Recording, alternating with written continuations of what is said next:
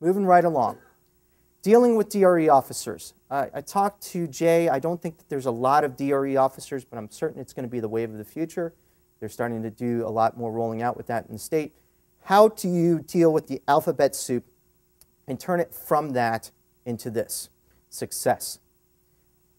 You can sit there and this is my take on it, having done a lot of these types of cases. And by the way, if you want, I have a very simplified flip book. I didn't bring any with me, but I have my cards up here free. I'll send it to whoever wants it, email me or something like that. It has every single instruction on the standardized field sobriety tests that are in there. It's a pocket guide. You just put it right in your pocket. It also talks about, and it's actually cited back to every single manual that's ever existed. So you get stuck in trial and you think it's a 2002 manual and you says, oh no, I took 2004. You say, well, no problem, it's on chapter 7, page 12, and then you look like a genius. It also has a lot of tips in there in case you get the officer who thinks he's smart and you can quote numbers at you. You can quote numbers right back at them. I have a chart that I made over 2 pages, and you can quote numbers instead of taking a look at the correct arrest decisions, you know, the 67, the 73. You take a look at the false arrest ones, because that's the one we're interested in. You know, you can say 73, but if I say 67% of the people that you did the test on in 1983 when you developed this thing was false arrest, that's a good number. Then it also has some things about the different validation studies, tidbits that you can throw in there, like, let's see here, very simple one. Wrong arrest decisions. In the Florida study, those wrongly arrested averaged 3.6 clues on the walk and turn and 2 clues on the one-leg stand. I mean, that's, so those people failed and didn't have a chance. DRE, there's 12 steps. This basically is the way that I go through it. It's what officers have, or they should have, in their pocket to help them remember all 12 steps. It's a 12-step process. It's not 8, it's 12. HGN is inadmissible in my state, so I don't know how they're going to. HGN is so very important in DRE. And drug recognition expert. What that is, yeah, on the side of the road, basically what they do is the highest level of training in the NHTSA curriculum that helps when you have someone that blows a 0 on the PBT, the pre-arrest breath test at the roadside, the officer goes, he looks really messed up. You call out the DRE, and then he says, oh, you know what, it's drugs, and this is what it's supposed to be. There's different things in here. There's a matrix that's involved with it. So just, you know, it's good stuff to take a look at. I'll have it up here for anyone who wants to take a look at it and just email me. But the bottom line of it is, this is how you deal with it. And the video, I don't think, is going to have the volume of it. But what we're going to do here is I'm going to talk to you about what's called... Oh. You've had more than just a couple of beers, but that's just based on what I'm getting. But the one thing that leads me to believe that there's maybe some narcotics involved, do you have any idea what that might be? Just a lucky guess? Just a lucky guess? Do you have any narcotics in the vehicle? No. Other than a little bit of pot, no. Okay. But you might have a little bit of pot? Yes, Okay, that might be inside the vehicle? Yeah. Okay. Well, no. Except for maybe in the ashtray, a couple of roaches, but no, I haven't smoked any pot tonight. You haven't smoked any pot tonight? No. You haven't smoked any pot tonight? No. Holy mackerel. Okay. You know, honestly. Oh, I believe you. I'll tell you because, you know, I do smoke pot and no, I haven't. I believe you. I believe you, Henry.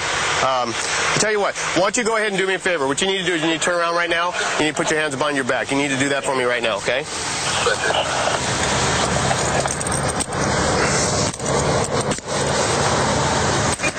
Okay, Henry, go ahead and turn around for me. I believe you that you haven't smoked any marijuana tonight, but the one thing that led me to believe that there might be some marijuana in the car tonight. 27-14-7. Go ahead and start it. Right behind you here, brother. Very good. Very good. Powers of observation. I didn't even know it was there. Amazing how that happens. Okay. All right. What I'm going to do. Very good. What I'm going to do. What I'm going to do is it's apparent to me. Pretty good because that would be the one that I would have smoked tonight, and I didn't even smoke. That's very good. Okay. Okay. Powers of observation is one of the lines that was on there, the officer said.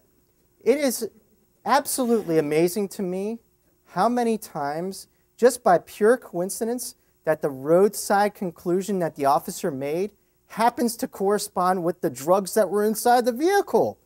My goodness, you know, there's cocaine in there. Well, he was high on cocaine. What you have to look out for is good old-fashioned contextual bias that they're doing, like it was mentioned before with Jack, and you have a very good observation there, that they're doing a confirmation rather than an investigation. One supposes a conclusion, the other one is open to the universe of possibilities. So guess what that was going to come down to with DRE? He was high on marijuana, okay? Well, he's got a marijuana cigarette in his goddamn ear. I mean, it's not that difficult, and that's why you have to take a look at it and look outside the box of not just simply, did he do the 12 steps right, but did he get to the right conclusion before he even started the 12 steps? And then you have contextual bias, and you can show that to a jury, they understand it. Clouds. We go outside right now, there's clouds outside. I say, that one looks like a bunny rabbit up there. And you say, you know what? It kind of does look like a bunny rabbit. But if you had gone out by yourself, you would have said, oh my goodness, that looks like a turtle. Or, you know, maybe it looks like nothing. But by me just very much suggesting to you, it looks like a bunny rabbit, that's contextual bias. Juries get that. Screening tests. I go through airports like we all do, and I just get so annoyed that we have to take our shoes off. I think that's just so ridiculous. But the bottom line of it is, what happens in this modern day and age whenever we go out of courthouses and everything like that? I want to use the example of a lady and show you how ridiculous screening tests are. Roadside ones, whether they're their 12-step DRE, or else if they're the full-blown, standardized field sobriety test with the 3 that we were exposed to before. The lady goes to the airport. She gets in the security checkpoint to a row of metal detectors. The detectors are there to find guns. They're gun detectors. When someone with a gun walks through the detector rings. The lady walks through a detector, the detector rings in her particular case. So now what happens? The lady failed the gun detector test. Do police arrest her? Is she charged for terrorism? Of course not. Someone checks her bag and finds that she has the keys or something like that, or she forgot that her belt was big or something like that. We give her the benefit of the doubt. But we don't do that at roadside, do we? Absolutely not. What we do instead is, and it's a very relatable story that jurors understand, because guess what? They're not like us, where it's basically our profession half the time is going through metal detectors, and so we know what's going to set it off and what's not. We know that's generally about 4 ounces of metal and stuff. Jurors have gone in and out every day, and they're beeping like crazy. This is a good analogy that makes a lot of sense to a lot of them. It's a screening test. It's all it's there for. It doesn't mean that the person has a gun. In fact, most of the time, the person doesn't have a gun. In fact, I've never heard of a case where someone's had a gun that's brought it into the courthouse, at least me. So that's the way you relate it.